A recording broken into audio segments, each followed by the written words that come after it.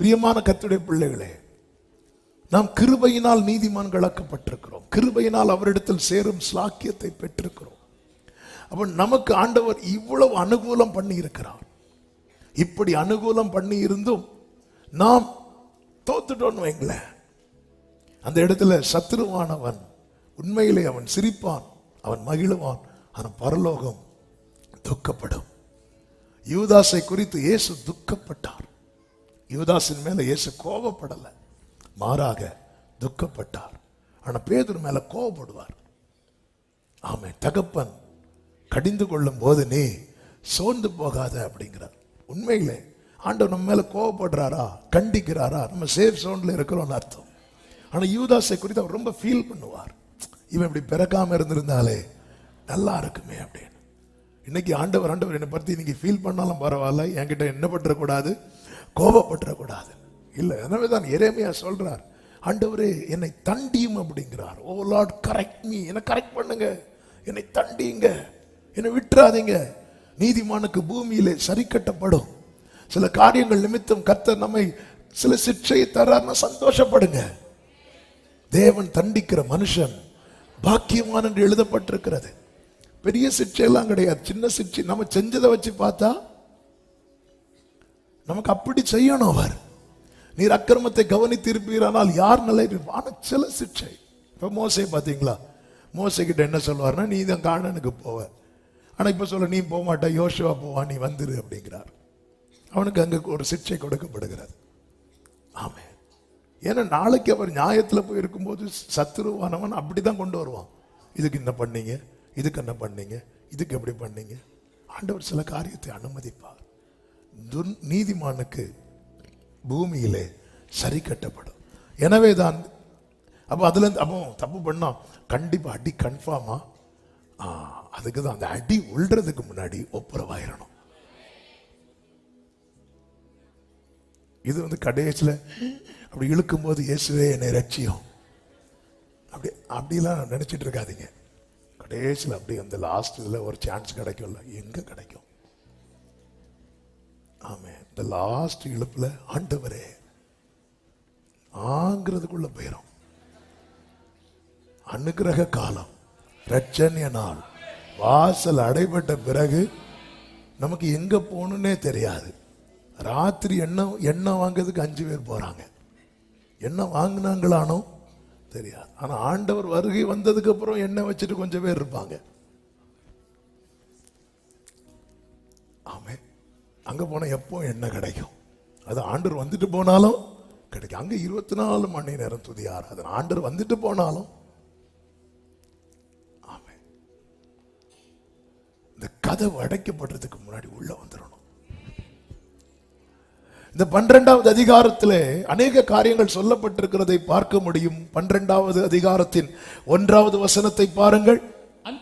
அன்றியும் ஒரு பெரிய அடையாளம் வானத்திலே காணப்பட்டது. ஒரு ஸ்திரீ சூரியனை அணிந்திருந்தாள். அவள் பாதங்களின் கீழே சந்திரனும் அவள் சிரசின் மேல் 12 நட்சத்திரங்களும் உள்ள கிரீடமும் இருந்தன. நான் இதை ரொம்ப டீட்டெயிலா எக்ஸ்பிளைன் பண்ண போகவில்லை, ஆனால் இதை நான் சொல்லும்படி விரும்புகிறேன். 2 கண்ணோட்டத்தில் இது பார்க்கப்படுகிறது. எழுத்தின்படியாக நம்ம பார்த்தோம் என்றால் இஸ்ரவேலை குறித்து சொல்லப்பட்டிருக்கிறது. நமக்கு இது தெரியும். யோசேப் ஒரு சொப்பனம் காண்பார். அந்த சொப்பனத்திலே என்ன காண்பார்? ஆதியாகமம் 37:9 அவன் வேறொரு சொப்பனம் கண்டு தன் சகோதரரை நோக்கி, நான் இன்னும் ஒரு சொப்பனத்தை கண்டேன், சூரியனும் சந்திரனும் 11 நட்சத்திரங்களும் யோசேப்பை சேர்த்து 12 அப்போ என்னை வணங்கினது என்று சொல்லுகிறான். அப்ப இது இஸ்ரவேலை குறித்து காண்பிக்கப்படுகிறது, வேதம் நமக்கு காண்பிக்கிறது. ஆனால் நான் அந்த ஆங்கிள் இப்ப போகவில்லை. இது ஆவியானவர் சபைகளுக்கு சொல்லுகிறது என்றுதான் எழுதி கொடுத்தார். அப்ப இங்கே இந்த ஸ்திரீ என்பவள் யார்? இந்த சூரியன் என்பது என்ன? இந்த சந்திரன் என்பது என்ன? இந்த 12 நட்சத்திரங்கள் என்பது என்ன? ஆமென். எபேசியர் 5வது அதிகாரம் அதனுடைய 31, 32 வசனங்களிலே பார்க்கும்போது இது நிமித்தம் மனுஷன் தன் தகப்பனையும் தன் தாயையும் விட்டு தன் மனைவியுடன் இசைந்து இருவரும் ஒரே மாம்சமாயிருப்பார்கள். இந்த ரகசியம் பெரியது. நான் கிறிஸ்துவை பற்றியும் சபையை பற்றியும் சொல்லுகிறேன் என்கிறார். ஒரு புருஷன் மனைவியை வைத்து எபேசியர் 5 அழகா 22 முதல் சொல்லப்பட்டிருக்கிறது. சொல்லிவிட்டு இந்த ரகசியம் பெரியது, நான் கிறிஸ்துவை பற்றியும் சபையை பற்றியும் சொல்லுகிறேன் என்று சொல்லப்பட்டிருக்கிறது. இங்கே சொல்லப்பட்டிருக்கிற ஸ்திரீ என்பவள், நான் ஆவிக்குரிய கண்ணோட்டத்தோடு சொல்லுகிறேன், சபை. ஸ்திரீயை குறித்து வேதம் என்ன சொல்லுகிறது தெரியுமா? அவள் பலவீன பாண்டம். 1 பேதுரு 3:7 பலவீன பாண்டம். எனவேதான் ஆண்டவர் சொன்னார், என்னை அல்லாமல் உங்களால் ஒன்றும் செய்ய முடியாது. எனவேதான் சபைக்கு தலையா யார் இருக்கிறார் தெரியுமா? கிறிஸ்து இருக்கிறார். அது பலவீன பாண்டம், ஈஸியா மேற்கொள்ளலாம். ஆனா கிறிஸ்து தலையா இருக்கிறதுனால, கிறிஸ்துவை சார்ந்து இருக்கிறதுனால பாதாளத்தின் வாசல்கள் இந்த சபையை மேற்கொள்ள முடியாது. எனவேதான் பாருங்கள், ஜனங்கள் என்ன யார் என்று சொல்லுகிறார்கள். சிலர் உம்மை யோவான் ஸ்நானன் என்கிறார்கள், தீர்க்கதரிசிகளில் ஒருவர் என்கிறார்கள், எரேமியா என்கிறார்கள். அன்று கேட்டுட்டே, நீங்க என்ன யாருன்னு சொல்றீங்க? அப்பதான் பேதுரு சொல்லுவார், நீர் உன்னதமான தேவனுடைய குமாரனாகிய கிறிஸ்து. இது இது மாம்சமும் இரத்தமும் உனக்கு வெளிப்படுத்தவில்லை, பரலோகத்தில் இருக்கிற பிதா உனக்கு வெளிப்படுத்தினார். சொல்லிவிட்டு அடுத்து என்ன சொல்லுவார் தெரியுமா? இந்த கல்லின் மேல். அந்த கல் யாரு? யாரை பார்த்து சொல்றார்? அதனை பேதுருவை பார்த்து இந்த கல்லுங்கிறார். அநேகர் பேதுருவை கல்லாக்கிட்டாங்க, அநேகரை கல்லாக்கி வச்சிட்டு இருக்கிறாங்க. பேதுரு கல் அல்ல, கேபானா பாறை துண்டு, ஒரு துண்டு, அவ்வளவுதான். இந்த கல்லின் மேல் என் சபையை கட்டுவேன், பாதாளத்தின் வாசல்கள் அதை மேற்கொள்ளாது என்று பேதுருவை பார்த்து சொல்ல காரணம் என்ன தெரியுமா? பேதுருக்குள்ள இப்ப என்ன இருக்கு தெரியுமா? கிறிஸ்துவை குறித்த வெளிப்பாடு இருக்கிறது. கிறிஸ்துவை குறித்த வெளிப்பாடு இருக்குல்ல, அதன் மேலதான் கர்த்தருடைய சபை கட்டப்பட்டு வருகிறது. இத பாதாளத்தின் வாசல்கள் மேற்கொள்ளாது. அதனாலதான் அவரை அறிகிற அறிவில்லை. மோசே கிட்ட சொன்னார், நீ அங்க வந்து நெல்லு, நான் அவன் பக்கத்துல வந்து நிற்பேன். மோசே பக்கத்துல கர்த்தர் வந்து நின்று அவருடைய நாமத்தை சொன்னாராம். சபை அவள் சூரியனை அணைந்திருக்கிறாள். சூரியன் என்பதை வேதம் நமக்கு காண்பிக்கிறது. ஆனாலும் அவருக்கு பயந்து இருக்கிறவர்கள் மேல நீதியின் சூரியன் உதிக்கும். இது யாரை குறித்து சொல்லப்பட்டிருக்கிறது தெரியுமா? இயேசு கிறிஸ்துவை குறித்து. கிறிஸ்துவை தரித்து கொண்டிருக்கிறார் நீதியின் சூரியன், சன் ஆஃப் ரைச்சஸ்னஸ். அவருடைய நீதி, அவர்தான் நீதி. நாம் எல்லாம் இன்னைக்கு கூடி வந்து நிற்க காரணம் கிறிஸ்து நமக்கு நீதியா இருக்கிறதுனால. நம்ம நீதியில வந்தோம் நினைக்கிறீங்க? நம்ம நீதி இல்லைன்னா பிராகாரத்துல கூட நிற்க தகுதி கிடையாது. ஏன் தகுதி கிடையாது? ஆமென். எனக்கு 100% தெரியும், அவரால மட்டும்தான் நான் நிக்கிறேன், அவரால மட்டும்தான் நான் ஓடுகிறேன், அவரால மட்டும்தான். ஹல்லேலூயா. எனவேதான் அவர் ஞானமும் நீதியும் மீட்புமானார் என்று 1 கொரிந்தியர் 1 கடைசியில சொல்லப்பட்டிருக்கிறது. நீதியும் ஞானமும். கைகளை உயர்த்தி இயேசுவே. மறக்கவே கூடாது. அந்த பரிசேயன் வந்து அவனுடைய நீதி எல்லாம் சொன்னான் பாருங்க, பிடிக்கவே இல்லை ஆண்டவருக்கு. பிடிக்கவே இல்லை. நான் அப்படி பண்ண பிடிக்கவே பிடிக்காது ஆண்டவருக்கு. நம்ம பண்றத அப்படி பெருசு பெருசா நம்ம எப்படி சொல்றோம்னு ஆண்டவருக்கு தெரியும். ஆமென். நான் காரைக்காலில் ஒரு மீட்டிங் போயிருக்கிறேன். அங்க வந்து ஒரு யூத் மீட்டிங் 2017. 2015 ஆண்டவர் அழகான கண்கள் பாட்டு கொடுக்குறாங்க. 2016 அந்த பாட்டு ரிலீஸ் ஆகுது. அந்த பாட்டு கிருபையினால எல்லா இடத்துக்கும் ரீச் ஆகுது. 2017 அந்த காரைக்கால் மீட்டிங் போயிட்டு அந்த யூத் மீட்டிங்கில் பேசிகிட்டு இருக்கிறேன். அப்போ வந்து அபிஷேகம் அடையாளம் உனக்கு ஒரு அடையாளத்தை கொடுக்கும் அப்படிங்கிற ஒரு சைட்டில் பேசிகிட்டு இருக்கிறேன். அந்த ஃப்ளோவில் பயங்கரமாக பேசிட்டு, பாரு உனக்கு ஒரு அடையாளம், பாரு எனக்கு ஒரு அடையாளத்தை பற்றி அழகான கண்கள் பாட்டுனால எனக்கு ஒரு அடையாளம் கிடச்சின்னு சொல்லிட்டேன். சொல்லிட்டு போய் உட்கார்றேன். என் ஸ்பிரிட்டு கிடந்து அடிக்குது அடி. என்னாண்டவரே, நான் ஆண்டவர் பேசுகிறாங்க, அழகான கண்கள் பாட்டுனாலே உனக்கு அடையாளம் கிடச்சி, அந்த அழகான கண்கள் பார்த்ததுனால தான் உனக்கு அடையாளம் கிடச்சினார். அந்த இடத்துல வச்சு அழுதுட்டேன். ஆமே, ஆண்டவர் நமக்கு தருகிற மேன்மைய அதனால இதனால அதனாலன்னு சொல்லக்கூடாது, அவராலே. ஆவியானவர் நமக்குள்ள இருந்தா உடனே அந்த போராட்டம் இருக்கும். அதனாலதான் கர்த்தர் நல்ல ஜெபம் வைக்கிறார். நல்ல ஜெபம் வைங்க. 4 பேர் அதை ஊதிட்டு இருக்காதீங்க. அவன் அப்படி ஜெபம் பண்ண கிருபையினால ஜெபம் பண்ண வச்சா. உபவாசிக்க வைக்கிறாரா, சந்தோஷம். அரைக்கதவை ஏன் அடைக்கிறான்னு சொல்றா தெரியுமா?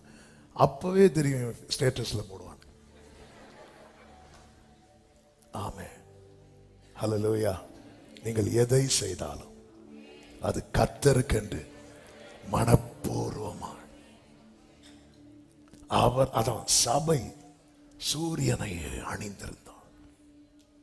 இங்க கிறிஸ்துவின் நீதி தான் சொல்லப்படும். ஒரு சந்ததி அவரை சேவிக்கும். அது தலைமுறை தலைமுறையாக ஆண்டவருடைய சந்ததி எனப்படும். அவர்கள் வந்து அவருடைய, சங்கீதம் 22 கடைசி, அவருடைய நீதியை அறிவிப்பார்கள். அது இவங்க இப்படி பண்ணாங்க, அவங்க அப்படி பண்ணாங்க, அது சபைக்கு வேலை கிடையாது. ஆமென், ஹல்லேலூயா, ஹல்லேலூயா. நமக்கு தலை சொரியுதுன்னா கைதான் மேல போகுது. இப்ப கை வந்து நிக்குது, எனக்கு சாட்சி சொல்லணும். எதுக்கு? நான் சொரிஞ்சு விட்டேன். இப்படி நம்ம அப்படிதானே, இல்லைன்னா ஆட்டோமேட்டிக்கா போகுது. அது அதுக்கு வேலை. காலில் முள்ளு குத்துச்சுன்னா வாய் ஆண் கத்துது, கண்ணுல இருந்து கண்ணீர் வருது, கண்ணுக்கும் காலுக்கும் சண்டை. உனக்கு என்ன ஆனாலும் நான் இனி அழமாட்டேன்னு சொல்லிட்டு இருக்குமா? இருக்காது. எங்க ஒரு கண்ணாடிக்கு என்னெல்லாம் சப்போர்ட் தேவைப்படுது. கண்ணாடி எங்க வைக்கிறோம்? கண்ணாடி எதுக்கு வைக்கிறோம்? பார்வைக்கு. ஆனா அதுக்கு மூக்கு தேவைப்படுது, 2 காது தேவைப்படுது. இப்ப கண்ணு சொல்லுது, பாரு உனக்கு மூக்காடி இருக்கா, காதாடி இருக்கா, ஆனா கண்ணாடி இருக்கு பாத்தியா? மூக்கு மட்டும் இப்படி வச்சா கண்ணாடி கீழே. சிலர் கண்ணாடி இங்கே இருக்கும். மூக்கு ஒழுங்கா அட்ஜஸ்ட் ஆகும். யாராவது வச்சா கோச்சிக்காதீங்க. சரி, நான் எதுக்கு சொல்றேன்னா, நம்ம சுயமா சாதிச்சிடலான்னு. கிறிஸ்டியன் லைஃப் வந்து இண்டிபெண்டன்ட் லைஃப் கிடையாது. அது சார்ந்து இருக்கிற வாழ்க்கை.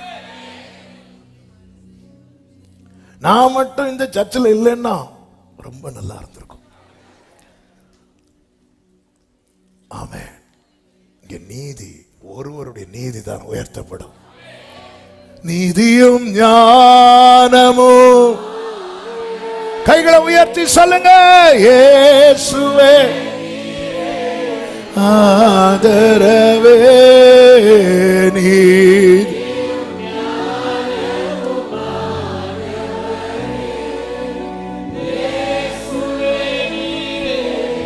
ஆதரவே அற்பமான சகமம் ரேதனரே அசட்டை பண்ணாதவரே,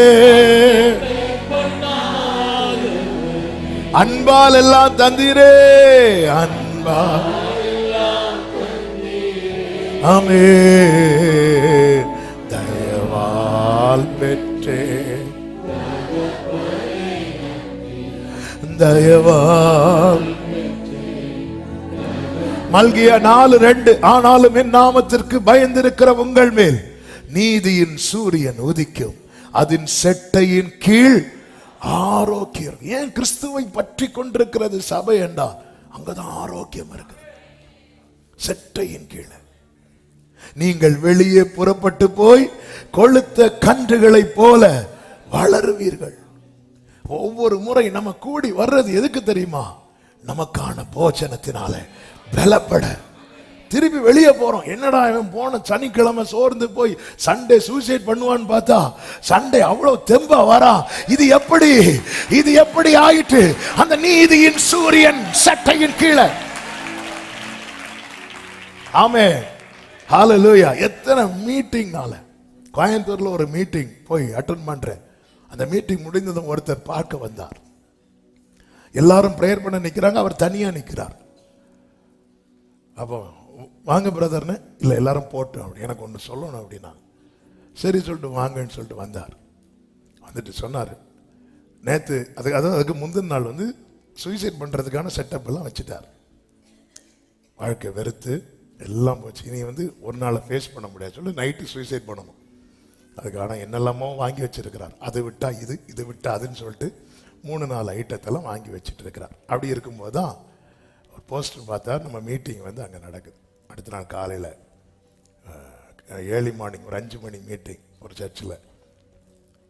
அப்போ சரி நம்ம சாவதான் சாவும், ஒரு பிரசங்கத்தை கேட்டுட்டாவது எப்படியெல்லாம் வராங்க பாருங்க.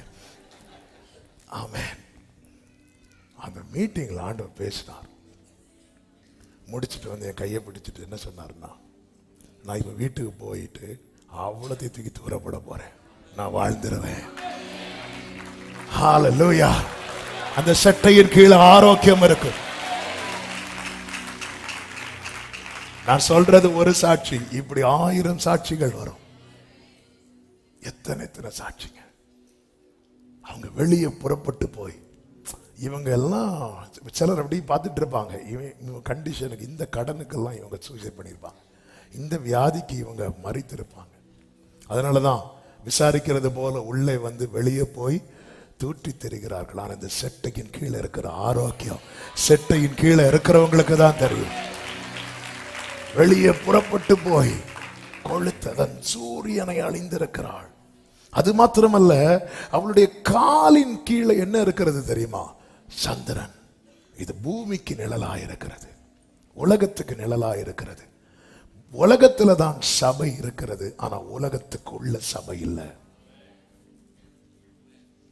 உலகம் எல்லாம் சபைக்கு காலுக்கு கீழே. உலகத்தை தூக்கி சபை தலையில வைக்க கூடாது. அதான் உன்னை நான் மற்ற ஜனங்களை விட்டு பிரித்தெடுத்தேன். நாம் கிறிஸ்துவை, அதாவது சூரியனை அணிந்திருக்கிறான், சந்திரன் கால் கீழே இருக்கிறது. நான் இப்படி சொல்ல விரும்புகிறேன், சபை இயேசு உயர்த்தோம்னா உலகம் சபைக்கு காலுக்கு கீழே. ஆமென். சபையின் நோக்கமும் விருப்பமும் பூமிக்குரியவர்கள் மேல இருக்கக்கூடாது. அதுதான் சந்திரன் காலுக்கு கீழே. சபையின் நோக்கமும் விருப்பம், நான் பூமிக்குரியவைகள், நீங்கள் கிறிஸ்துவுடனே கூட எழுந்ததுண்டானால். கொலோசியர் 3வது அதிகாரம் 1-2 வசனங்களை வேகமாய் வாசியுங்கள். கொலோசியர் 3:1-2 வசனங்கள். நீங்கள் கிறிஸ்துவுடனே கூட, நானே வாசிக்கிறேன், எழுந்ததுண்டானால் கிறிஸ்து தேவனுடைய வலது பாரிசத்தில் வீற்றிருக்கும் இடத்தில் உள்ள மேலானவைகளையே.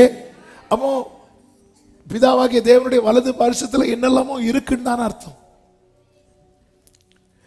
அது பக்கத்தில் நமக்கு தெரிஞ்ச ஒரு சேர் இருக்குன்னு நினைக்கிறோம், அது இன்னும் இருக்கு. அது அந்த இடத்தில் உள்ள மேலானவைகள், அதுக்குன்னு ஒரு மேன்மை இருக்கிறது. பரலோகத்துக்கு போறதே பெரிய பாக்கியம். ஆனா இந்த ஏரியா இருக்குல்ல, இந்த பிளேஸ் இருக்குல்ல, அதுக்கென்று மேன்மை. நீ கிறிஸ்துவுடனே கூட, அதாவது ரட்சிக்கப்பட்டேன் நிச்சயம் உள்ளவங்க மட்டும் கைகளை உயர்த்தி சத்தம் ஆமேன் சொல்லுங்க. ஆமேன். அநேகருடைய தூக்கம் பறந்ததற்காக ஸ்தோத்திரம்.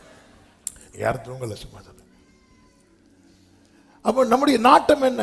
சந்திரன் காலு கீழே, சபையின் காலு கீழே தான் இருக்கணும். அதுக்காக பூமிக்குரியவர்கள் வேண்டான்னு இல்லை, அதான் காலு கீழே இருக்கு. இந்த பூமியில வாழ பூமிக்குரிய நன்மைகள் தேவை. ஆனா அவர் சபையினுடைய போக்கஸ் அதன் மேல இருக்கக்கூடாது. அது மேல இருந்து அப்படியே மாறிடும். சூரியனை அணிந்திருக்கிற சபை சந்திரனை அணிந்திருக்கிறது. யோசித்து பாருங்கள். உலகம் உள்ளே வந்துட்டு, சபைக்குள்ளே உலகம் வந்துட்டா அவர் நீதியின் சூரியன் வெளியே போயிடுவார். வெளியே போய் தான் லவோதிக்கா சபைக்கு வெளியே நின்று தட்டிட்டு இருக்கிறார். இதோ நான் வாசற்படியில் நின்று கதவை தட்டுகிறேன். எபேசு சபைக்கு சொல்லும் போது அவர் குத்து விளக்கின் மத்தியிலே உலாவுகிறவராய் இருக்கிறார், சென்டர்ல இருக்கிறார்.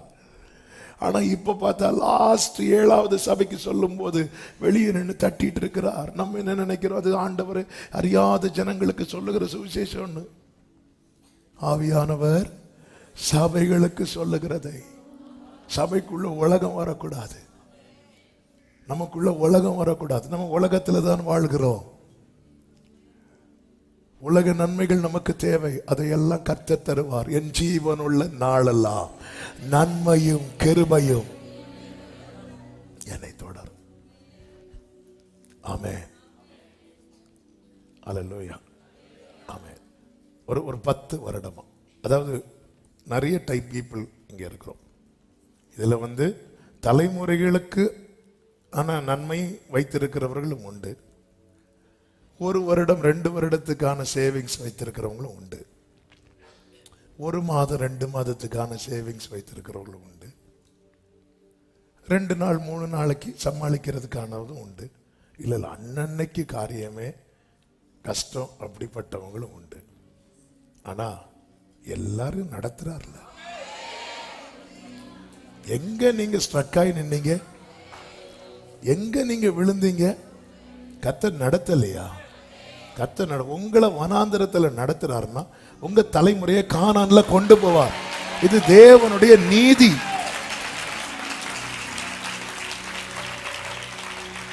இது தேவனுடைய நீதி. நீதிமான் கைவிடப்பட்டதையும் அவன் சந்ததி அப்பத்துக்கு இறந்ததையும் நாம் பார்க்கலைங்கிறார் தாவீது. ஏன்னா தாவீது சாப்பாடுக்காக ஒரு ஆசாரியின் வீட்டு கதவை போய் தட்டுறார். எப்படி இருக்கும் தாவீதுக்கு? ஏன்னா அவன் பிறந்ததுலேருந்து அவன் அப்படிதான் ஒதுக்கி ஒதுக்கி வைக்கிறாங்க. தாவீது போவாசுடைய கொள்ளு பேர. போவாஸ் பெரிய எஜமான். அந்த வீட்டில் பிறந்த ஒரு பையன் ஆடு மேய்ச்சிட்டு இருக்கிறான். வேற யாராவது அந்த வீட்டில் 8 பிள்ளைங்க, ஒரு 4 பேர் இராணுவத்துக்கு போனாங்க, மீதி 3 பேர் ஆடு மேய்க்க போனாங்கன்னா வாஸ்தவம்.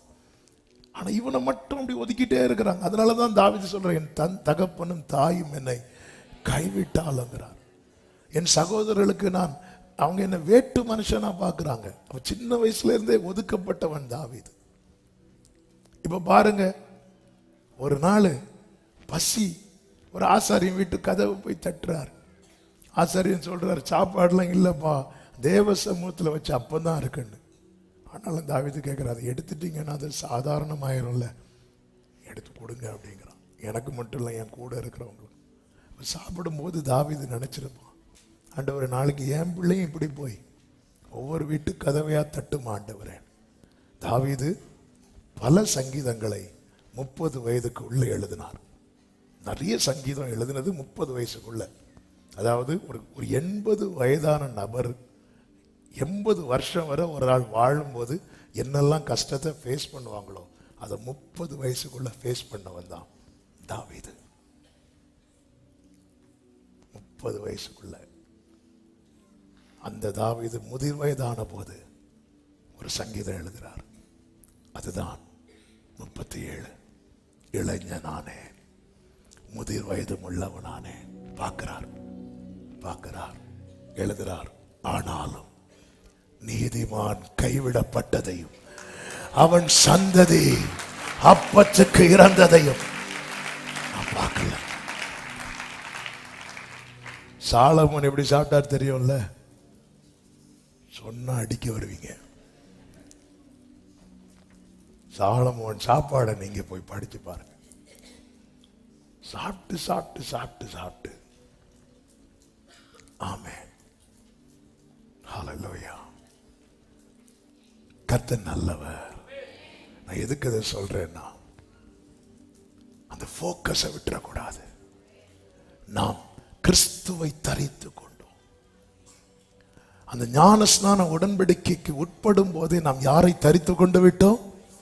கிறிஸ்துவை தரித்து கொண்டோம். இந்த ஸ்திரீ சூரியனை அணிந்திருக்கிறாள். சந்திரன் அவளுடைய பாதத்துக்கு கீழே இருக்கிறது.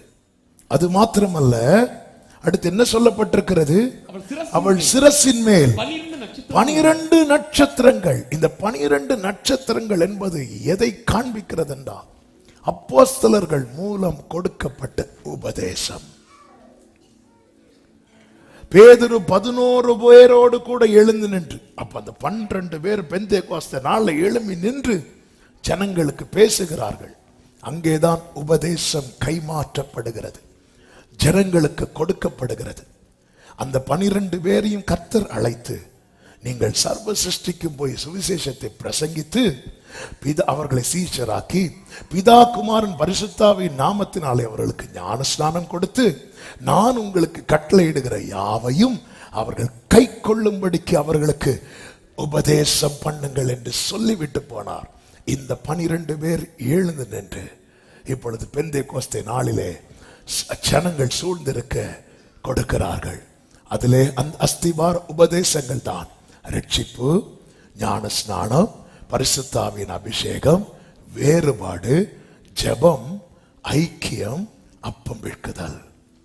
அப்போஸ்தலர் 2வது அதிகாரம் 40, 41, 42 வசனங்களிலே இந்த 7 காரியங்களை நம்மால் பார்க்க முடியும். நீங்கள் உலகத்தார் அல்ல, அதுதான் இந்த மாறுபாடான சந்ததியை விட்டு விலகி உங்களை ரட்சித்துக் கொள்ளுங்கள். ரட்சிப்பு, ஞானஸ்நானம். அங்கே வார்த்தையை ஏற்றுக்கொண்டவர்கள் ஞானஸ்நானம் பெற்றார்கள் என்று சொல்லப்பட்டிருக்கிறது. அடுத்ததாக அவர்கள் அந்யோன்யத்திலும் அப்பம் வெட்குதலிலும் ஜெபத்திலும் உறுதியாய் தரித்திருந்தார்கள். இதுதான் உபதேசம். இந்த உபதேசத்துல சபை நிக்கணும். ஹல்லேலூயா. வெறும் வாக்கு தத்தம், கர்த்தர் அப்படி செய்வார் இப்படி செய்வார் மட்டும் இல்லை. அதான் வசனத்தில் நிக்கணும். நான் சொல்லி இந்த வசனங்களின்படி கேட்டு அவைகளின்படி செய்கிறவன் எவனோ அவன் கன்மலையின் மேல் தன் வீட்டை கட்டின புத்தியுள்ள மனுஷனுக்கு ஒப்பாயிருப்பான். பெருவெள்ளம் வந்தது, பெருகாற்று மோதி அடித்தது, ஆனாலும் அது அசையாமல் உறுதியாய் நின்றது. நான் சொல்லி இந்த வார்த்தைகளை கேட்டு அதன்படி செய்யாதிருக்கிறவன் எவனோ அவன் மணல் மேல் தன் வீட்டை கட்டின புத்தி இல்லாத மனுஷனுக்கு ஒப்பாயிருப்பான். அவனுடைய வீடு கட்டப்படும். சபையில வர எல்லாரும் ஆசீர்வதிக்கப்படுவாங்க. ஆனா யார் நிப்பாங்க தெரியுமா?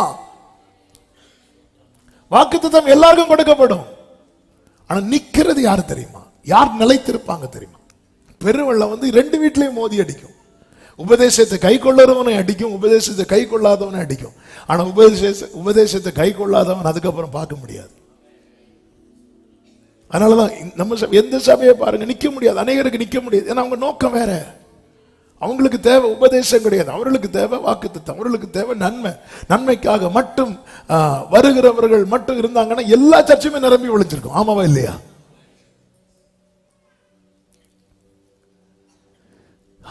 நன்மைக்காக ஜனங்கள், நன்மைக்காக ஒரு கூட்டம் இயேசுவினிடத்தில் வந்தார்கள். 12 கூடை நிறைய மீதி எடுத்தார்கள்.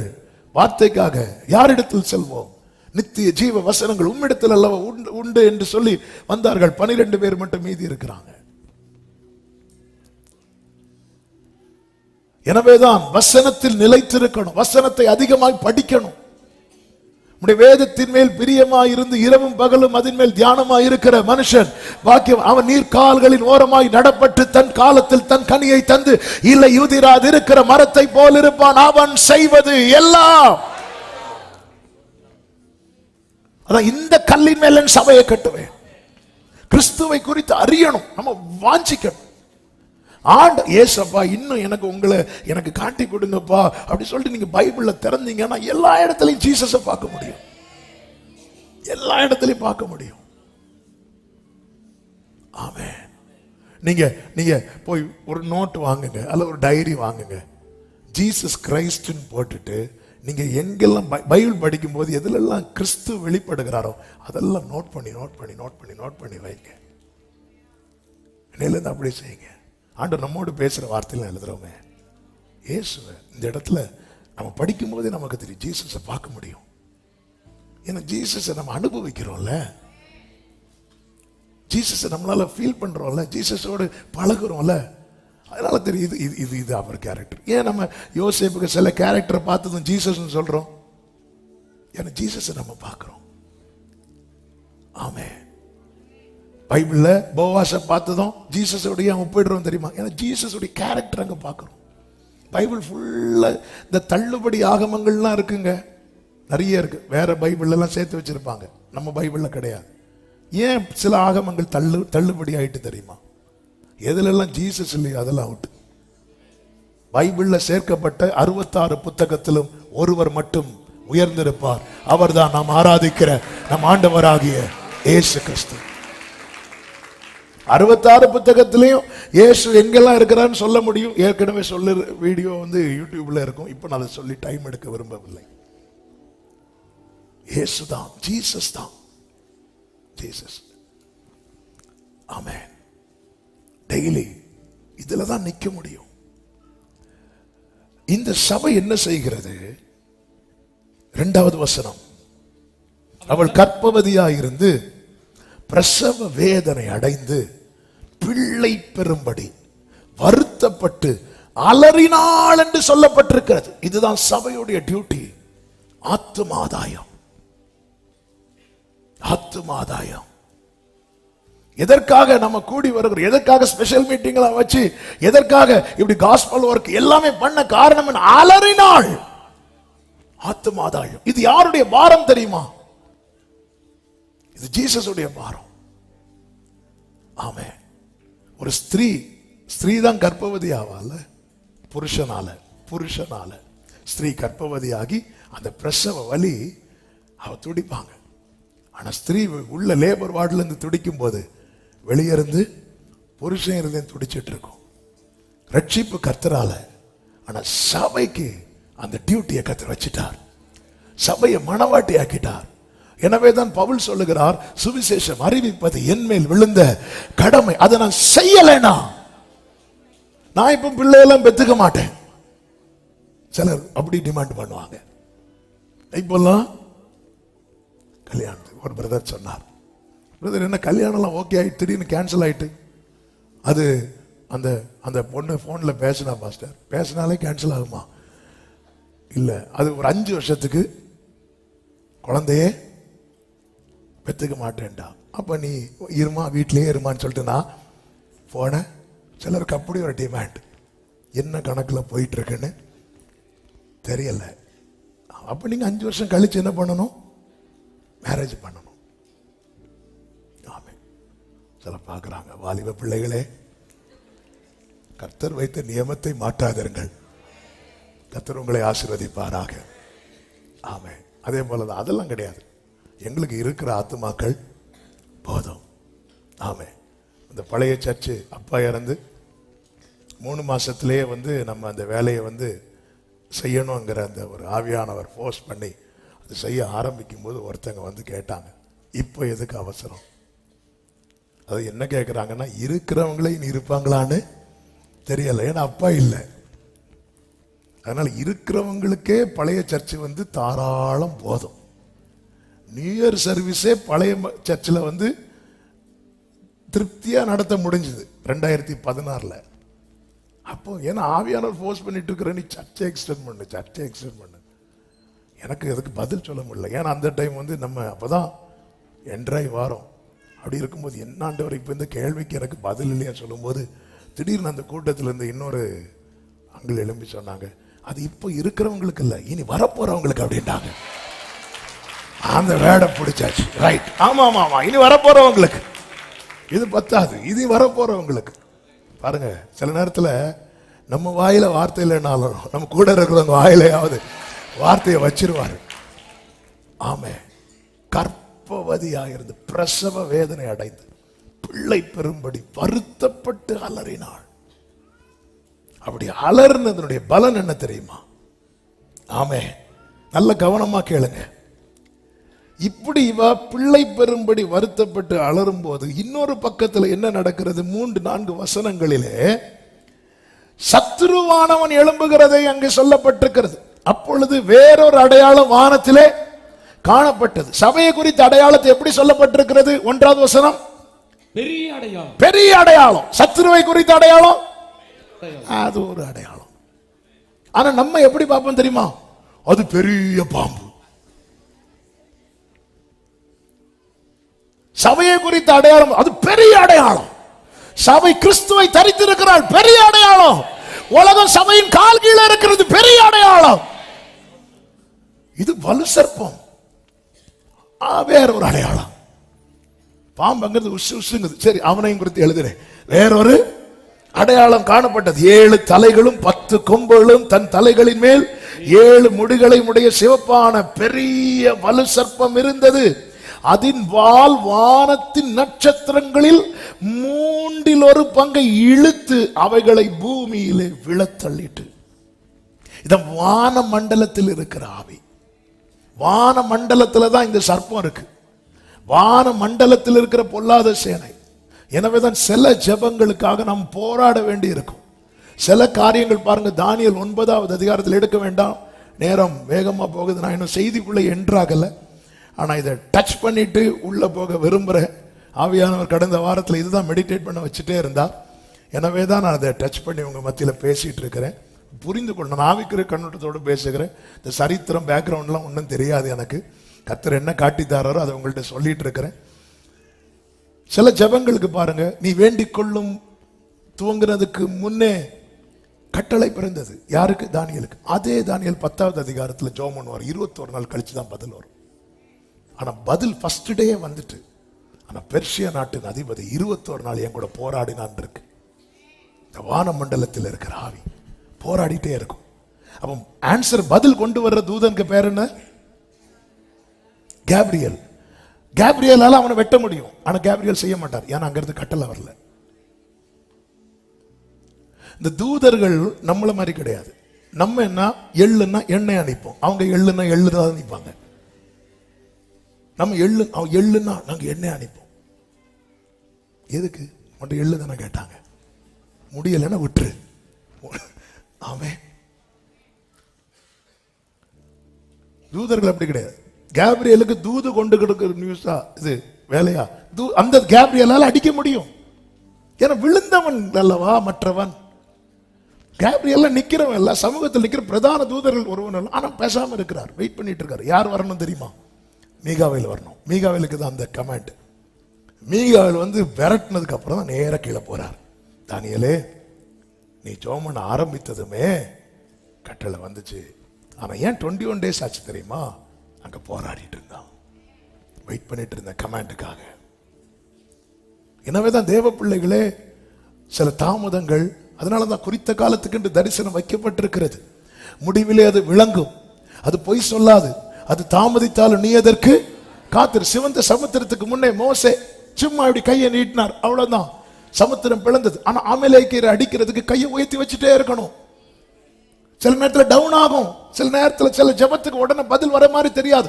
அக்னியை இறக்கிறது எலியா. ஆண்டவரை என்ன கேளும், என்ன கேளும். மொத்தம் 40 இருந்து 45 வேர்ட்ஸுக்குள்ளதான் சொல்லியிருப்பார். யாரு? எலியா. பெரிய ஜெபம்லாம் கிடையாது, சிம்பிளா ஜெபம் பண்ணி முடிப்பார். அக்னி இறங்கிட்டு. ஆனா மழை வர வைக்கிறதுக்கு ஃபர்ஸ்ட் டைம் பெண்ட் ஆகிறாரு, பார்க்கிறாரு இல்ல. 2வது பெண்ட் ஆகிறாரு, பார்க்கிறாரு இல்ல. 3வது இப்படி 7 தடவை குனிந்து நிமிந்து சில காரியங்களுக்காக போராட வேண்டி இருக்கும். எனவே ஆண்டவர் சொல்லுகிறார், சோர்ந்து போகாமல் ஜெபம் பண்ணு, ஜெபத்திலே விழிச்சிரு, ஜெபத்திலே சரிச்சிரு. ஒரு புறம் போராடி கொண்டிருக்க, மறுபுறம் சத்துருவானவன் எழும்பி 1/3 பங்கை தள்ளி போட்டது. அப்போ சிலரை சத்துரு தள்ளி போடுகிறான்.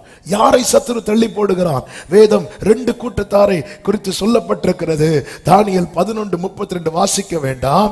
ஆமே, உடன்படிக்கைக்கு துரோகிகளா இருக்கிறவர்களை இச்சக பேச்சினால் கள்ள மார்க்கத்தாராக்குவான். உடன்படிக்கைக்கு துரோகம் பண்றவங்க, கர்த்தர் ஒருவரே ஆராதிக்கும்படி ஒப்பு கொடுத்து வந்தவர்கள் அந்நிய தெய்வத்தை நாடி போகிறது. உடன்படிக்கைக்கு துரோகம் பண்றவங்க அவங்க எல்லாம் சத்துரு என்ன பண்ணுவான் தெரியுமா? விழத்தள்ளுவான். இன்னொரு கூட்டம் இருக்கிறது. 2 பேதுரு 2:14 உறுதி இல்லாத ஆத்துமாக்களை தந்திரமாய் பிடிப்பான. உறுதி இல்லாத ஆத்துமாக்கள், உறுதியே இருக்காது. அதனாலதான் சொல்றேன், நீங்க எத்தனை வருஷம் சர்ச்சுக்கு வந்தாலும் வசன பழக்கம் இல்லைன்னா சத்துரு பாழாக்குவதற்கு ரொம்ப டைம் ஆகுது. வசன பழக்கம், எல்லாரும் இந்த வார்த்தை சொல்லுங்க, வசன பழக்கம். ஆமே, வசன பழக்கம். வசனத்தோடு பழகணும். இல்ல நாங்கள்லாம் சர்ச்சில் அப்படியே வரோம், ஓலை இருக்கும் போதே வரோம், அவன் அப்போ இருக்கும் போதே வரோம். அப்போ இருக்கும்போது வந்தாலும் திராட்சரசம் இருக்கும்போது வந்தாலும் வசன பழக்கம் இல்லைன்னா உறுதி இல்லாத ஆத்மா. 3 வருஷம் கூட இருந்த சீஷர்களுக்கு ஒரு இரவு உறுதி இல்லாம ஓடினாங்கல்ல, அப்ப நம்ம எல்லாம் ஏமாத்துறோம். அதனாலதான் ஆபத்து காலத்தில் சோர்ந்து போவாயானால் உன் பலன் கொண்டிட்டு. இது ஒரு புறம் இப்படி சத்துருவானவன் எழும்பி, வேதம் என்ன சொல்லுகிறது, அவளுடைய பிள்ளையை பிரசவ வேதனை படுகிற அந்த ஸ்திரீ பிள்ளை பெற்ற உடனே 4வது வசனம் 12:4 வாசிங்க. அவளுடைய பிள்ளையை பட்சித்து போடும்படிக்கு அவளுக்கு முன்பாக. எனவே ஆத்தும ஆதாயம் செய்யற சபை மேல அப்படி எரிஞ்சிட்டு இருக்கும். ஆல்ரெடி 10 பேர் வந்துட்டாங்கல்ல, வச்சு கூட்டம் நடத்திட்டு போக வேண்டியதானே. எதுக்கு நீ லைவ் போடுற? எதுக்கு இன்னொரு ஆளுக்கு இந்த செய்தி போகணும்? எதுக்கு 4 பேருக்கு சுவிசேஷம் போறீங்க? எதுக்கு சொல்ல போறீங்க? எதுக்கு டிராக்ட் கொடுக்கறீங்க? ஆத்தும ஆதாயம் செய்கிற சபை மேல சத்துருவானவன் அப்படி எரிஞ்சிட்டு இருப்பான். எனவேதான் சொல்லப்பட்டிருக்கிறது, அவளுடைய பிள்ளையை பட்சித்து போடும்படிக்கு அந்த வலு சர்ப்பம் அவளுக்கு முன்பாக நின்றது. இப்படி நிற்கும் போதும் ஆமென். 5வது வசனம், சகல ஜாதிகளையும் இரும்பு கோலால் ஆளுகை செய்யும் ஆண் பிள்ளையை அவள் பெற்றாள். அவளுடைய பிள்ளை தேவனிடத்திற்கும் அவருடைய சிங்காசனத்திடத்திற்கும் எடுத்துக் கொள்ளப்பட்டது. இதுதான் ஆத்தும ஆதாயம், பரலோகத்தில் சேர்க்கப்பட்ட கூட்டம். ஒரு பாவி மனம் திரும்பும் போது பரலோகத்தில் மிகுந்த சந்தோஷம் உண்டாகும். அவனுடைய பெயர் ஜீவ புஸ்தகத்திலே. இப்படி இருக்கையில் தான் சத்துருவானவனுக்கு தாங்க முடியல. எனவேதான் அக்கினி நின்று தப்பு வைக்க. அதனாலதான் வேதம் சொல்லுகிறது, அநேகரை நீதிக்கு உட்படுத்துகிறவர்கள் நட்சத்திரம் போல இருப்பார்களாம். சபையே, ஆத்தும ஆதாயங்கள் எதுக்கு? பாம்பு வந்து கனவுல வர்றதுக்கா? ஆமே, நல்லா புரிஞ்சுக்கோங்க. ஆமே, அவன் விழுந்து போனவன், அவன் பற்களை கத்த தகர்த்து போட்டு விட்டான். ஹல்லேலூயா. அவன் தன்னுடைய இப்ப சைஸ மட்டும்தான் காட்டி பயமுறுத்திட்டு இருக்கிறான். உறுதி இல்லாதவங்க விழுந்துருவாங்க, உடன்படிக்கைக்கு துரோகம் பண்றவங்க விழுந்துருவாங்க. எனவேதான் காலேப் யோசுவாவை போல உத்தமமாய் அவரை பின்பற்றுகிறவர்களாய் நாம் வாழ்வது அவசியம். இப்பொழுது சபை என்ன செய்கிறது தெரியுமா? அடுத்த வசனத்தில் சொல்லப்பட்டிருக்கிறது, ஸ்திரீயானவள் வனாந்திரத்துக்கு ஓடி போனாள். வனாந்திரம் என்ன ஆண்டவரே? ஆத்தும ஆதாயம் செய்த என் வாழ்க்கை வனாந்திரமாப்பா. சுவிசேஷ ஊழியம் செய்த என் வாழ்க்கை வனாந்திரமாப்பா. வனாந்திரமே வாழ்க்கையானாலும் கர்த்தர். அங்கே சொல்லப்பட்டிருக்கிறது, அங்கே 1260 நாள் அளவு அவளை போஷிப்பதற்காக. அங்கே அந்த நாட்களை விட்டுருங்க, அங்கே அவளை போஷிப்பதற்காக தேவனால் ஆயத்தமாக்கப்பட்ட இடம் அவளுக்கு உண்டா இருந்தது. ஆமென். ஹல்லேலூயா. நீதி நிமித்தம் துன்பப்படுகிறவர்கள் பாக்கியவான்கள். அங்கே அப்ப அங்க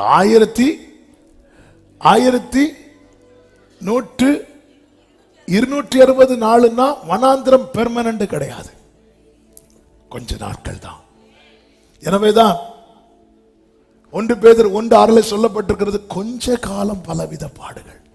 ஆனாலும் கர்த்தர் விட்டார் நினைக்கிறீங்க, அங்கே அவளை போஷிப்பதற்காக. சிலர் வாழ்க்கையில நீ எழும்பிட்டேன்னா உன் மூலம் அநேக ஆத்துமாக்கள் பெற போகிறார்கள், பெற பண்ணப்பட போகிறார்கள். எனவே வலு சர்ப்பம் உன் வாழ்க்கையில போராடி இன்னைக்கு உன் வாழ்க்கை வனாந்தரமான நிலையில் இருக்கிறது. ஆனால் அதை குறித்து நீ கலங்காதே. உன்னை போஷிக்கவில்லையோ, உன்னை காப்பாற்றவில்லையோ, உன்னை நடத்தவில்லையோ, அங்கே தேவனால் ஆயத்தமாக்கப்பட்ட இடம் உண்டாயிருந்தது. எப்பொழுது சபை வனாந்திரத்தில் அந்த கஷ்டம், அந்த நெருக்கம், அந்த துன்பம், அந்த உபத்திரவம் என்கிற நிலையில் வந்ததோ, அடுத்த வசனத்தில் சொல்லப்பட்டிருக்கிறது, வானத்தில் யுத்தம் உண்டாயிற்று. கைகளை உயர்த்தி ஆமேன் சொல்லுங்க பார்க்கலாம். உன் வாழ்க்கையில உன்னை சத்துரு வனாந்திரத்துக்கு துரத்தும் போது உன் கதை முடிஞ்சிட்டு அவன் நினைக்கிறான். ஆனா நீ வனாந்திரத்தில் இருக்கும் போது வானத்துல யுத்தம். ஆமென். நீ வனாந்திரத்தில் இருக்கும் போது வானத்துல யுத்தம். வானத்துல யுத்தம் உண்டாயிற்று. மீகாவேலும் அவனை சேர்ந்த தூதர்களும் வலு சர்ப்பத்தோடு யுத்தம் பண்ணினார்கள். வலு சர்ப்பமும் அதை சேர்ந்த தூதரும் யுத்தம் பண்ணியும் ஜெயம் கொள்ள நல்ல கையை தட்டி ஆமென் ஆமென். ஜெயம் கொள்ளவில்லை. அடுத்த வசனத்திலே சொல்லப்பட்டிருக்கிறது, வானத்தில் அவர்கள் இருந்த இடமும் காணப்படாமற் போய். அவர்கள் இருந்த இடம். ஆமென். சபையே ஆமென். உயிர் மீட்சி அடையுங்கள். ஒன்ன நீ இருக்கிற இடத்திலிருந்து துரத்துனா பாரு, அவன் இருந்த இடமே இல்லாதபடிக்கு, அவனுடைய அட்ரஸே இல்லாதபடிக்கு கர்த்தர் யுத்தம் பண்ணுகிறார். நல்ல கையை தட்டி, நீ இருக்கிற இடம் தெரியாம நல்ல கைகளை தட்டி வானத்தில் யுத்தம் உண்டாயிற்று. ஆமென் சொல்லுங்க பார்க்கலாம். ஹalleluya. அந்த யுத்தத்தில் தான் கீழே விழுந்தான் என்று சொல்லப்பட்டிருக்கிறது. இது எப்படி சாத்தியமாயிற்று? அதுதான் 11வது வசனம். மரணம் நேரிடுகிறதாய் இருந்தாலும் வாசிங்க. அதற்கு தப்பும்படி தங்கள் ஜீவனையும் பாராமல் ஆட்டுக்குட்டியின் இரத்தத்தினாலும் தங்கள் சாட்சியின் வசனத்தினாலும் அவனை ஜெயித்தார்கள். விட்டுறக்கூடாது, நிக்கணும். என்ன வந்தாலும் நம்புவே என்னே சமீபரை, யார் கைவிட்டாலும் எனது அகல ஆள எவ்வளவு அன்பு கூர்ந்தா. நம்பிக்கையோடு வலது கரத்தை உயர்த்தி, என்ன துன்பங்கள் வந்தாலும் அவர் என்னை. சபையே, கொஞ்சம் கஷ்டம், கொஞ்சம் வனாந்திரம், ஆனாலும் போஷிக்கிறாரா? ஆமே. என் வாழ்க்கை வனாந்திரம் தான். தீமை செய்து பாட அனுபவிக்கிறவர்களுக்கு குறித்தல்ல நான் சொல்லிக் கொண்டிருப்பது. நன்மை செய்து நீங்க பைபிள் கையில் எடுத்ததுனால, நீங்க முழங்கால முடக்கினதுனால, அந்நிய தெய்வத்துக்கு முன்னாக நீங்கள் வணங்காம ஜீவனுள்ள தேவனை நோக்கி பார்த்ததுனால இன்னைக்கு உங்கள் இருப்பிடம் வனாந்திரமா இருக்கிறது. ஆமே. ஹல்லேலூயா. சத்துரு சிரிக்கிறான், கவலைப்படாதீங்க. வானத்தில் யுத்தம் நடக்கும். அவனை இருக்கிற இடம் தெரியாமாக்குவார்.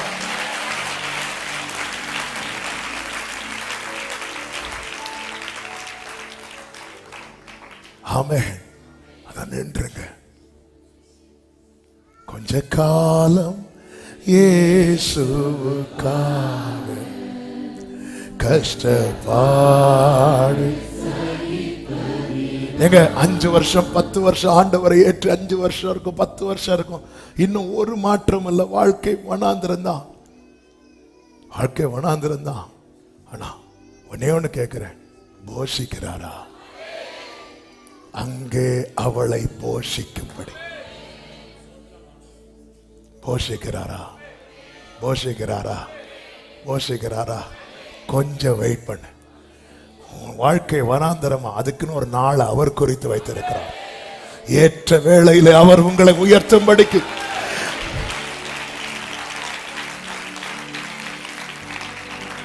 ஆமென். ஹல்லேலூயா. ஹல்லேலூயா. ஆமென் சொல்லுங்க பார்க்கலாம். இப்போ வனாந்தரமான வாழ்க்கையை பார்த்து சிரித்து கொண்டிருக்கும் போது எங்க அடி விழுந்துன்னு தெரியல. சாத்தானும் அவன் கூட்டமும் யுத்தம் பண்ணியும் அவங்களால ஜெயிக்க முடியல. அப்ப இன்னைக்கு சத்துருவின் கை ஓங்கினது போல இருக்க காரணம் என்ன தெரியுமா? இன்னும் என்ன நடக்கல? யுத்தம் நடக்கல.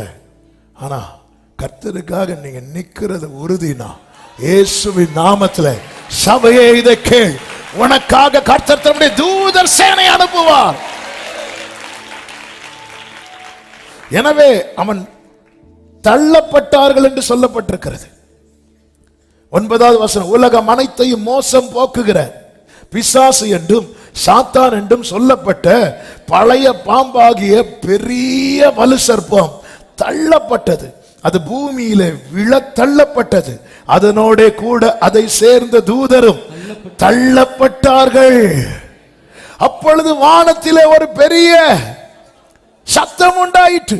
8வது வசனத்திலே என்ன சொல்லப்பட்டிருக்கிறது? வானத்தில் அவர்கள் இருந்த இடம் காணப்படாமல் போயிட்டு, இப்போ அவங்க இல்ல. இனி 9வது வசனம் 10வது வசனத்தில் என்ன சொல்லப்பட்டிருக்கிறது? பெரிய சத்தம் உண்டாயிற்று. அப்ப நம்முடைய வாழ்க்கையிலே கர்த்தருடைய சத்தம் தொனிக்கப்பட வேண்டுமானால் நம்முடைய வாழ்க்கையில பிசாசுக்கு இடம் இருக்க கூடாது. ஆண்டவரே, அப்ப ஏன் ஆண்டவர் இவ்வளவு நாள் அவனை விட்டீங்க? ஆண்டவர் சொல்றார், நீ நிக்கலடாங்கிறார். ஆண்டவர் சில காரியத்தை அப்படிதான் செட் பண்ணி வைத்திருக்கிறார். இந்த கல்லின் மேல் என் சபையை கட்டுவேன், பாதாளத்தின் வாசல்கள், பாதாளத்தின் வாசல்கள். அப்ப பாதாளத்துக்கு எத்தனை டோர் உண்டு? நிறைய டோர் உண்டு. பரலோகத்துக்கு எத்தனை டோர் உண்டு? ஒரே டோர். அந்த டோருக்கு நேம் என்ன? Jesus Christ. எனவேதான் எப்படி வாழ்ந்தாலும் பரலோகம் போயிடலாம், போக முடியாது. எப்படி வாழ்ந்தாலும் பாதாளம் போயிடலாம். ஆனா பரலோகத்துக்கு போகணும்னா நானே வாசல், நானே வாசல் என்று இயேசு சொல்லி இருக்கிறார். இப்ப தள்ளப்பட்ட சத்துரு, எப்ப சத்துரு தள்ளப்பட்டானோ அவனுக்கு தெரிஞ்சிட்டு இன்னும் கொஞ்ச காலம் தான். எனவே தன் கொஞ்ச காலத்தில் அவன் என்ன செய்கிறான் என்றால் 13வது வசனம், வலு சர்ப்பமானது தன் பூமியிலே தள்ளப்பட்டதை அறிந்து அந்த ஆண் பிள்ளையை பெற்ற ஸ்திரீயை துன்பப்படுத்தினது. ஆனாலும் கர்த்தர் கைவிடவில்லை.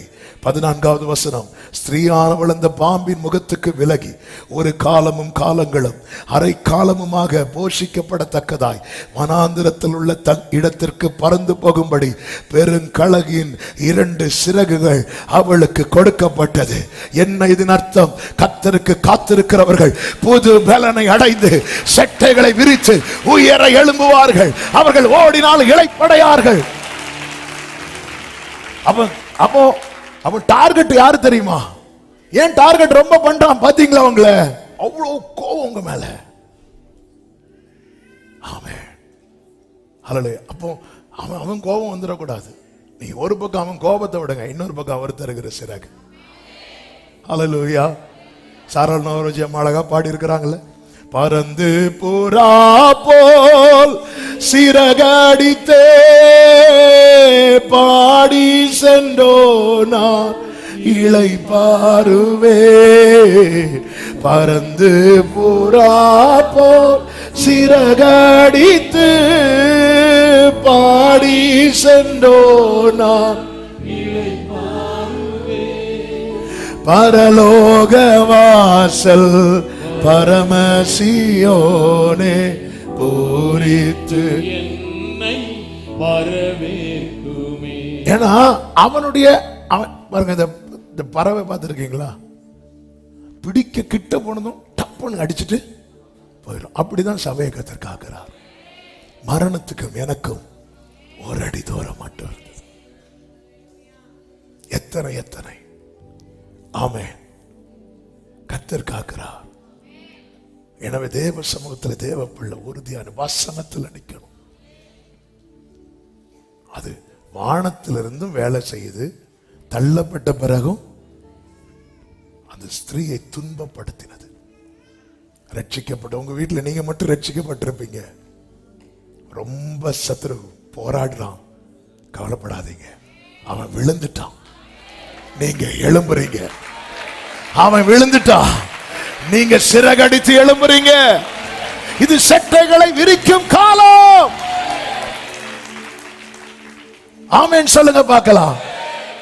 அடுத்த வசனத்தில் சொல்லப்பட்டிருக்கிறது, அப்பொழுது அந்த ஸ்திரீயை வெள்ளம் கொண்டு போகும்படிக்கு பாம்பானது தன் வாயிலிருந்து ஒரு நதி போன்ற வெள்ளத்தை அவளுக்கு பின்னாக ஊற்றிவிட்டது. பூமியானது ஸ்திரீக்கு உதவியாக தன் வாயை திறந்து வலு சர்ப்பம் தன் வாயிலிருந்து ஊற்றின வெள்ளத்தை விழுங்கினது. அதன் அர்த்தம் என்ன? அதன் அர்த்தம் என்ன? வெள்ளம் போல சத்துரு வரும்போது ஆவியானவர் அவனுக்கு விரோதமாய் கொடியேற்றுவார். உன்னை தொடுகிறவன் என் கண்மணியை தொடுகிறான். விட்டுருவாரா? விடமாட்டார், விடமாட்டார். நல்ல கையை தட்டி ஆமென். ஹல்லேலூயா. எனவே நில்லுங்கள், நில்லுங்கள். ஆமென். ரொம்ப கஷ்டப்படுறோம் பிரதர், ரொம்ப துன்பப்படுகிறோம், ரொம்ப வேதனை. ஊர்ல ஒதுக்கி வைக்கிறாங்க, குடும்பத்துல ஒதுக்கி வைக்கிறாங்க. இன்னைக்கு நான் இருக்கிற வனாந்தரத்தை பாக்குறாங்க. கர்த்தர் சொல்றார், நான் உன்னை போஷிக்கிறேன்ல, போஷிக்கிறேன்ல, உன்னை பறக்கிறதுக்கான சிறகையும் தருவேன். இந்த சிச்சுவேஷன்ல உன்னை தூக்கி எடுப்பேன். எளியவனை குப்பையிலிருந்து எடுத்து உயர்ந்த அடைக்கலத்தில் வைத்து ஆமென் அவன் சந்ததியை வம்சத்தை போல நல்ல கையை தட்டி ஆர்ப்பரி சபையே. ஹல்லேலூயா. சத்துரு அவன் ஸ்தானத்திலிருந்து விழுந்ததும் சபைக்கு சிறகு கொடுக்கப்பட்டிருக்கிறது. அதுதான் உனக்கு கொஞ்சம் பேலண்ட் இருந்தோம், நீ நாமத்தை மறுதலிக்கல. ஆமென். உனக்கு கொஞ்சம் பேலண்ட் இருந்தோம், நீ நாமத்தை மறுதலிக்கல. உன்னை ஏன் துன்பப்படுத்துறான் தெரியுமா? அவன் கிங்டம் ஒர்க்குக்கு கர்த்தர் ஒன்ன நிறுத்தினதுனால. நீ கிங்டமுடைய முக்கியமான அம்பாசிடர். உன்னை தொடுகிறவன் அவர் கண்மணியை தொடுகிறான். ஆமென். 10 வருஷத்துல நீங்க பெற்றுக்கொண்டது ஒரு பக்கம் இருக்கு, இழந்ததும் இருக்கிறது அல்லவா? ஒரு 5 வருஷத்துல இழந்தது எத்தனை? ஆமென். எத்தனையோ பேர் பெற்றுக்கொண்ட பிறகும் நிக்க முடியல. ஆனா உங்க லைஃப்ல இழந்த பட்டியலை போட்டா ஆனாலும் எப்படி நிக்கிறோம்? போஷிக்கிறார். மனுஷன் அப்பத்தினால் மாத்திரமல்ல, தேவனுடைய வாயிலிருந்து புறப்படுகிற ஆமென். ஹல்லேலூயா. வானத்துல பெரிய சத்தம். ஆமென். இந்த வார்த்தை கேட்கும் போதே, இந்த வார்த்தையை தியானிக்கும் போதும் இருதயம் அப்படியே ஒரு ஜெபம் பண்ணிட்டே இருக்கு. இப்போ அதுதான் பண்ணிட்டு இருக்கு. நிக்க வச்சிருங்கப்பா. கர்த்தாவே நான் என் கால்களை ஸ்திரப்படுத்து. கர்த்தாவே ஆமென். என் கால்களை, கைகளை உயர்த்தி கண்களை ஏறெடுத்து, பலமும் நீரே, பலனோ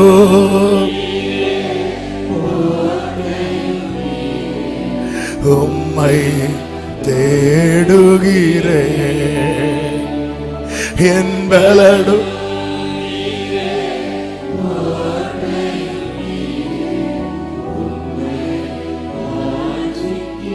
நேரம் அதிகம் போறதுனால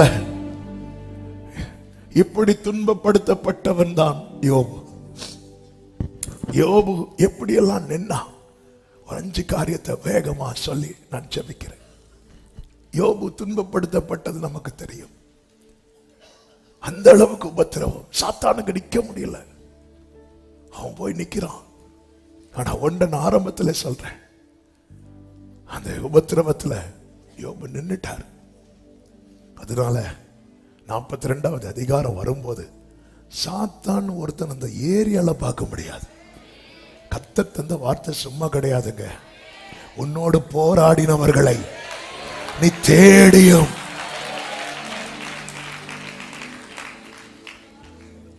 ஆமென். யோபுவின் வாழ்க்கையில் அடித்த புயல் தெரியும். அவ்வளவு துன்பம். அப்படி இருந்தோம் யோபு விசுவாசத்தை விடவில்லை, ஃபெய்த்தை விடல. எனது விசுவாசம் என்கிற கப்பல்ல தான் நம்ம பயணித்து கொண்டிருக்கிறோம். இந்த விசுவாசம் என்கிற கப்பலுக்குள்ள எவ்வளவு விலையேறிய பொருட்கள் இருந்தாலும் அந்த கப்பல் சேதமாகாமல் இருந்தால் மட்டும்தான் மறுகரை போய் சேரும். மீட்கப்பட்ட ஆத்துமா நமக்குள் இருக்கிறது. ஆனா நம்முடைய ஓட்டம் ஓடி முடித்தால் மட்டுமே அந்த ஆத்துமா போய் அடைய வேண்டிய இடத்துல சேரும். எனவேதான் பேதுருவை பார்த்து இயேசு சொல்லுவார், நானோ உன் விசுவாசம் ஒளிந்து போகாதபடி. யோபு 13:5 சொல்லுகிறார், என்னை கொன்று போட்டாலும் அவர் மேல் நம்பிக்கையாயிருப்பேன். 13:16 சொல்லுகிறார், அவரே என் ரட்சிப்பு, அவரே என் ரட்சிப்பு. விசுவாசத்தை விடல. இரண்டாவதாக துதிப்பதை விடவில்லை. யோபு 1:21 கர்த்தர் கொடுத்தார், கர்த்தர் எடுத்தார், கர்த்தருடைய நாமத்திற்கு துதிப்பதை விடல. பவுலும் சீலாவும் துதிக்க முடியாத அளவுக்கு அடி வாங்கிட்டு இருக்கிறாங்க. ஆனாலும் நடுராத்திரியிலே எழுந்திருந்து அவர்கள் துதித்தார்கள். போன வாரத்தில் மிகுந்த நன்மையை பெற்று இந்த வாரத்தில் ஆராதிக்க வந்தவர்கள் இதுல உண்டு. போன வாரத்தில் மிகவும் துன்பப்பட்டு இந்த நாளில் ஆராதிக்க வந்தவர்கள் உண்டு. கர்த்தர் சொல்லுகிறார், கொஞ்சம் வெயிட் பண்ணு, உன்னோடு போராடினவர்களை நீ தேடியும் காணாதிருப்பார். ஹல்லேலூயா. நம்ம பாடுவோம், இன்னும் துதிப்பேன், இன்னும் போற்றுவேன், இன்னும் உம்மை ஆராதிப்பேன், எக்காலமும் நான் துதிப்பேன், என் நேரமும் நான் போற்றிடுவேன், இன்னும் துதிப்பேன்.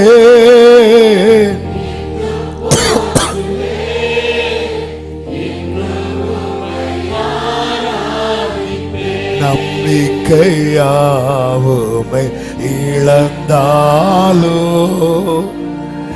எல்லாமே முடிந்தது என்றாலோ, நம்பிக்கையாவுமே எல்லாமே முடிந்தது என்றாலும் வலது கரத்தை உயர்த்தி எந்த கல்லறையின் கல்லை புரட்டிடுவே. சிறகுகளை அடித்து எழும்ப பண்ணுவார். எந்த கல்லறையின் கல்லை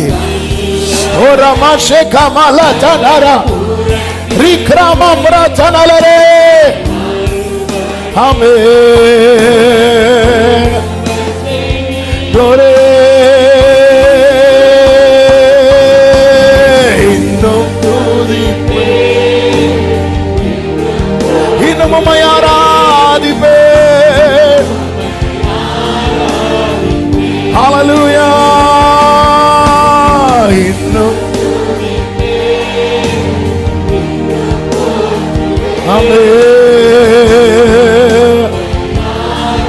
கைகளை உயர்த்தி சொல்லுங்க, நல்லவர் வல்லவர், நல்லவர் வல்லவர், சர்வ வல்லவர், நல்லவர். உன்னை போஷிக்கவில்லையோ, உன்னை போஷிக்கவில்லையோ, உன்னை விடுத்து வைக்கவில்லையோ, உன்னை பாதுகாக்கவில்லையோ,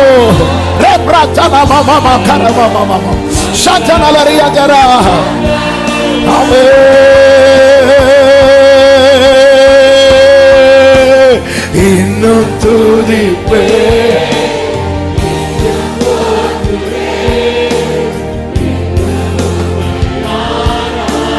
ஹல்லேலூயா.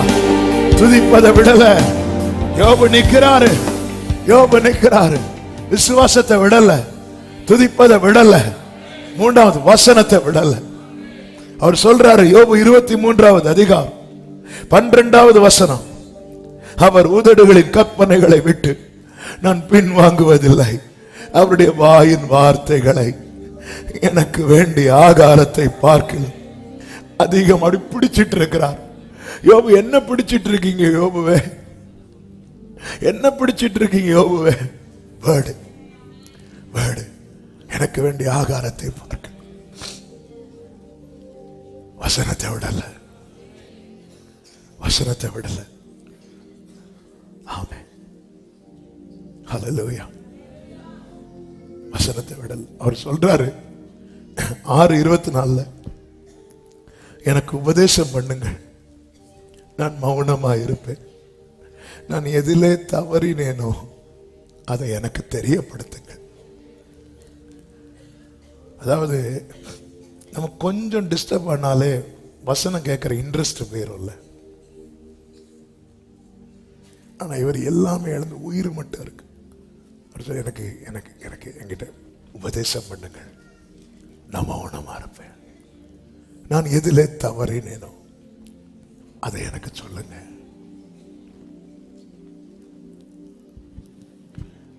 நமக்கு எல்லா வசதிகள் இருந்தும் பிரசங்க கேட்க முடியல. சாம்பல்ல உட்கார்ந்து பிரசங்க கேட்க ஆயத்தமாறான். வசனத்தை விடல. அந்த யோபு தான் சாட்சி கொடுக்கிறான். என் காதினால் நான் உம்மை குறித்து கேள்விப்பட்டேன், இப்பொழுதோ என் கண்கள் உம்மை பார்க்கிறது. வசனத்தை விடல. 4வது, தேவனை தேடுவதை விடல.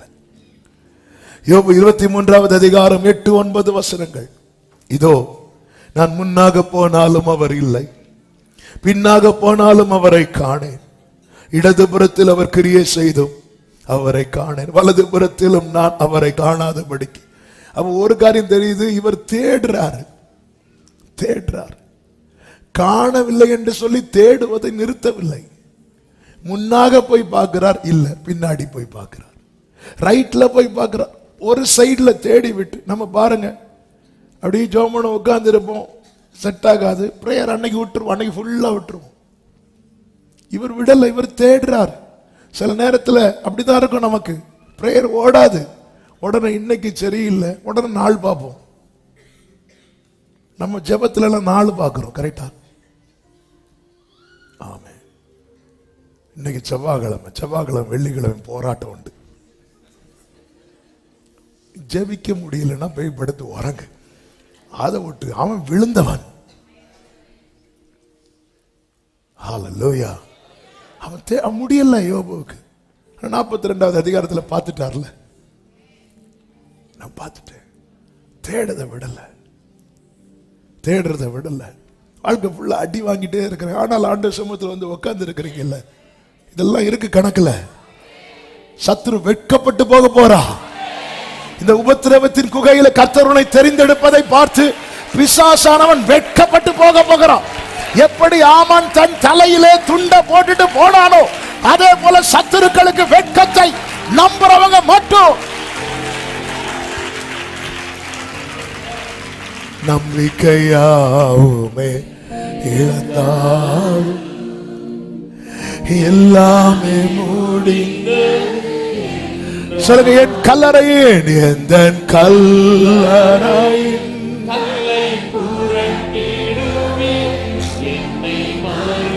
ஹல்லேலூயா, ஹல்லேலூயா, ஹல்லேலூயா.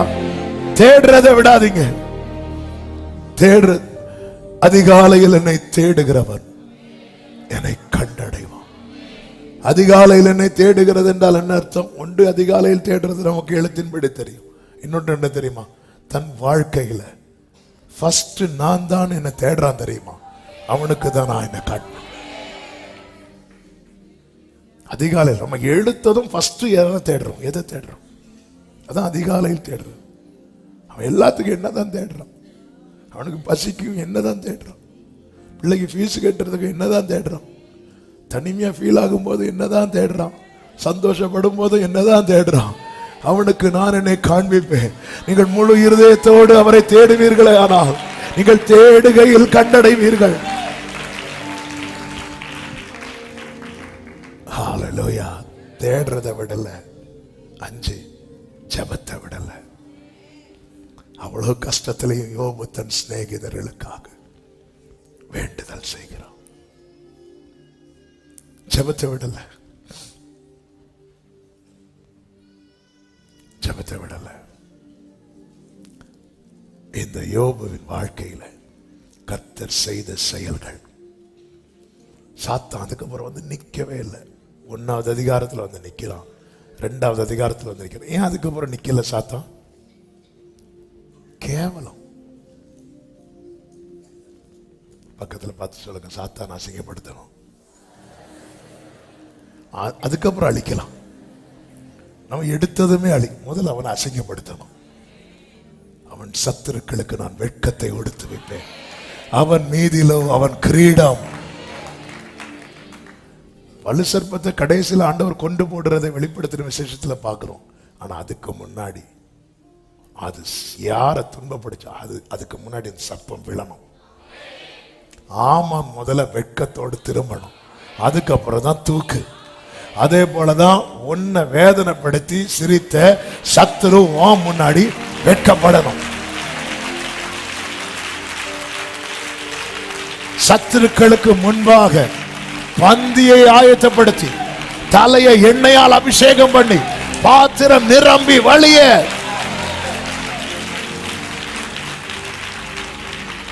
இந்த கூட்டம் தான் தேவ சமூகத்தில் வந்து நிற்கிற கூட்டம். அழகாய் தீரள் தீரளாய் வெண்ணாடை அணிந்தோ கூட்டத்துடன் அன்பர் இயேசுவின் ஆனந்திப்போம். மகிமையினாளது, மகிமையினாளது, மகிமையின். எல்லாரும் எழுந்து நிற்கலாமா? நம்பிக்கையோடு விசுவாசத்தோடு இந்த பாடலை பாடி. ஹல்லேலூயா. அழகாய் திரள் திரளாய் வெண்ணாடை அணிந்தோர் கூட்டத்துடன். சபையை ஒன்றை மட்டும் புரிந்து கொள்ளுங்கள். உங்க கையில கொடுக்கப்பட்ட இந்த பைபிள் இருக்குல்ல, ஆமா, இதுதான் அஸ்திபாரம். பிடிச்சிருங்க, விட்டுறாதீங்க, உதாசீனப்படுத்திடாதீங்க. போன ரொம்ப நம்ம போன்ல நம்ம கை வந்து எல்லா இடமும் பட்டிருக்கும். கரெக்டா இல்லையா? பைபிள்ல எல்லா இடமும் பட்டிருக்கணும், எல்லா பேஜும் பட்டு. அதுக்கு இப்படி இப்படி தரையிட்டு இருக்கிறதில்ல, எல்லாம் பட்டிருக்கணும், அப்படி பட்டிருக்கணும். ஆமீன் சொல்லுங்க பார்க்கலாம். நம்பிக்கையோடு எத்தனை பேர் நம்புறீங்க? இதுவரை நிக்க வச்சுட்டா, இனியும் நிக்க வைப்பா. ஆமீன் சொல்லுங்க பார்க்கலாம்.